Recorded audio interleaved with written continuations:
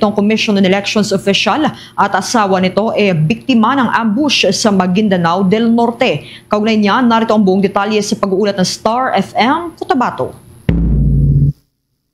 Patay ang isang opisyal ng Commission on Elections or COMELEC at ang kanyang asawa matapos tambangan sa barangay Maker, Dato Odinsin, Suat ngayong araw ng Miyerkules. Kinilala ang mga biktima na sina Bay Masida Lidasan Abo, election officer ng nasabing bayan, at ang kanyang asawa na si Jojo Abo. Sakay sila ng kulay gray na Toyota Fortuner ng pagbabarilin ng hindi pa nakikilalang mga salarin. Dead on the spot si Jojo Abo dahil sa tinamong mga tama ng bala habang isinugod sa ospital si Bay Masida Lidasan Abo. Ngunit kalaunan ay binawian din siya ng buhay. Ayon yan kay Attorney Muhammad Nabil Mutia, ang Maguindanao del Norte Provincial Election Supervisor. Patuloy naman ang investigasyon ng pulisya upang matukoy ang mga responsable sa krimen at ang posibleng motibo sa likod nito. Ayon sa mga otoridad, isa ito sa mga serye ng pananambang na naganap sa lugar simula pa kahapon, kaya't mas pinaigting na ang seguridad sa bayan. Nananawagan naman ang lokal na pamahalaan at mga residente para sa hustisya at agarang aksyon upang matigil na ang sunod-sunod na insidente ng pamamaril sa Dato Odinsin, Suat, Maguindanao del Norte. Yes,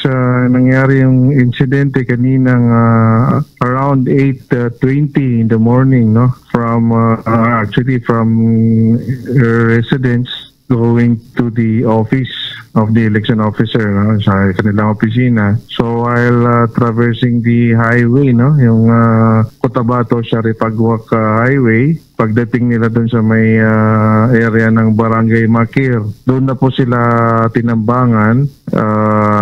Ang driver kasi ni election officer ng Dato Odinsin Suat is yung kanyang asawa mismo. Nung na-ambush sila, ang dead on arrival sa hospital yung asawa, si Jojo Abo. Pero yung si election officer, doon na rin binawian ng buhay sa hospital, no? At mula dito sa Bangsamoro Region, ako si Star DJ Tom ng 93.7 Star FM Cotabato para sa #1 and most trusted radio network in the country, Bombo Radio Philippines.